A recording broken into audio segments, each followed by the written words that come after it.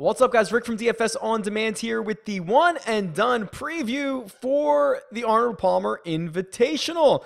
Before we get to that, I did mention this on the DFS video. There is a new Slack channel that I've started for DFS On Demand subscribers. So if you are interested in that, you can go to dfsondemand.com, add it to one of your memberships, or get the membership to Slack all by yourself. Or if you go back to the DFS video for this week for the Arnold Palmer Invitational, I am giving away a week's worth of subscriptions to both the site and Slack. So it's been a lot of fun. We're having a lot of good conversation, and especially turning that conversation to this one and done pool, which we had a pretty decent cash again last week. So let's turn back the clock to the Honda Classic before we look forward to the Arnold Palmer. All right, so for last week, the most popular golfer was Adam Scott with 725 entries out of, I think, like 3,200, something like that.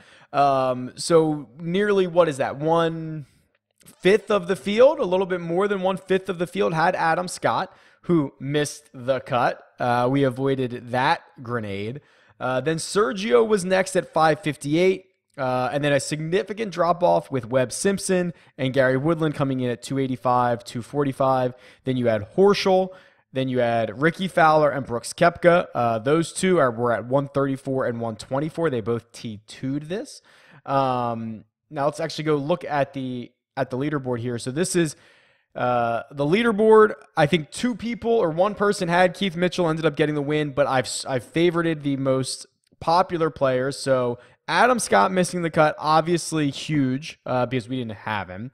Woodland makes the cut on the number by draining like a 15-footer for birdie on 18. If he misses the cut, that knocks out even more of the field for this week. Luckily, he didn't go nuts. He finished T36. I don't know what his final value was, but nothing to be too concerned about. Webb finishes in the same spot. Sergio was our weekly pick, so the pick that we went through and made on a week-by-week basis. Finished T9, faded a little bit over the weekend, just never really putted well enough. And then Brooks, who I thought was going to win it. I thought we were going to get our first win of the year, at least get into a playoff to try to chase down Keith Mitchell, try to beat Ricky Fowler. Does not played well enough, but we split second and third place money between Fowler and Koepka, so it ends up being something like $600,000. So here are our numbers for the season. Our weekly pick'em, which had Sergio earning $183,000 last week, is about middle of the pack here. I think there's 3,300 or 3,400 entries in this. This is in 1,700th, so right in the middle of the pack. Our season-long pick, the one that we scheduled out before the season, is doing better. It's in 1,024th, so top, what's that, third or a little bit better, thanks to the $600,000 cash from Koepka.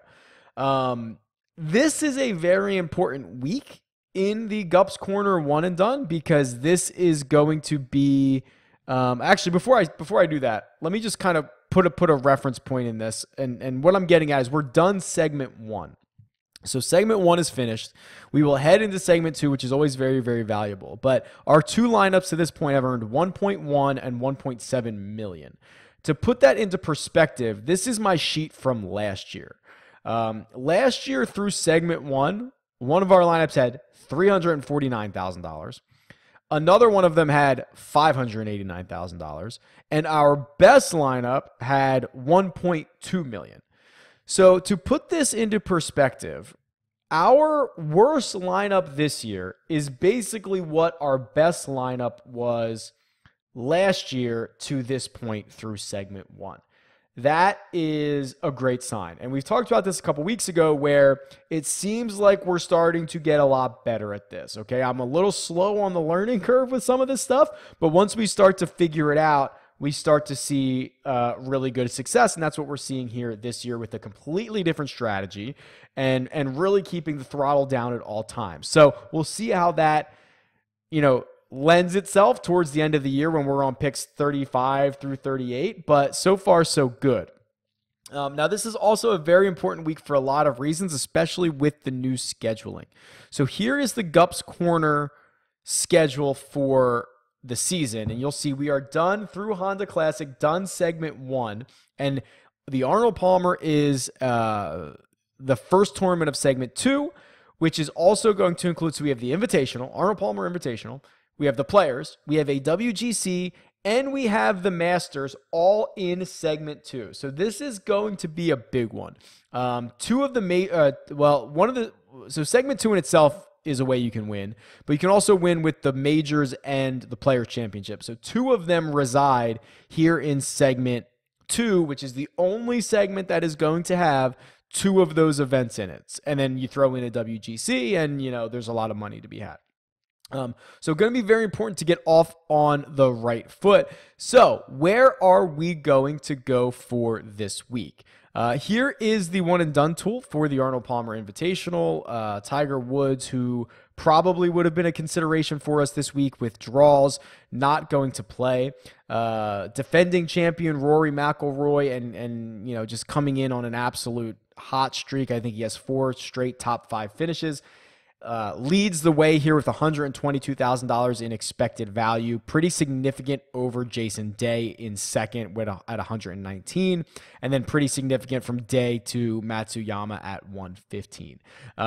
So that's really the tier of guys that you want to get into here. I love Rory. Unfortunately, I have bookmarked him already in our second segment, and I have already used him in our first lineup. So where are we going to go? And I'll flip over to the cheat sheet here because I want to show you something. And I want to show you just a little bit of lead-in form here. And I'm just going to point out Jason Day. We've only seen him a couple times. It's the 4th at the Pebble Beach, and it is 5th at the Farmers. Those are the only 2 times we have seen him in 2019 here, or at least since the Sony, when I have this visual going back to. And then if you look at his course history, he won here in 2016. He's made 4 straight cuts with no worse than a top 25 in any of them. He's top 25 5 times in the 6 starts here at Bay Hill.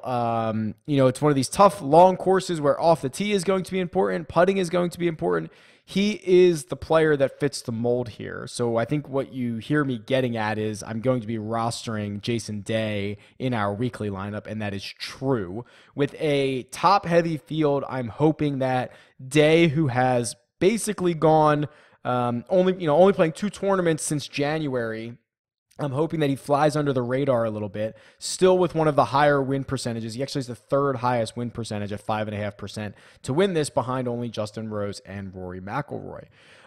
Some other guys that I like, and this is I showed this a little bit more in depth on the DFS tool, is I have this who's hot, who's not tool, and one of the ways I really like to use this is find guys who are playing well tee to green, or who are hot tee to green, for example, and then are cold putting, something like that.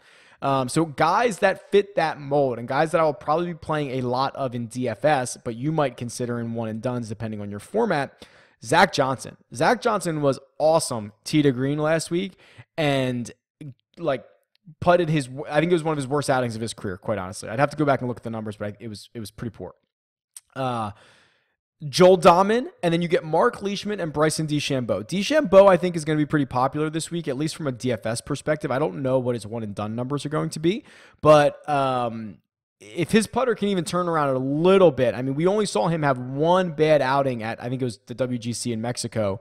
Other than that, he's been, again, one of the hottest players on the planet. And Leishman, same thing. Both of those guys really punted it away the last time that we saw them.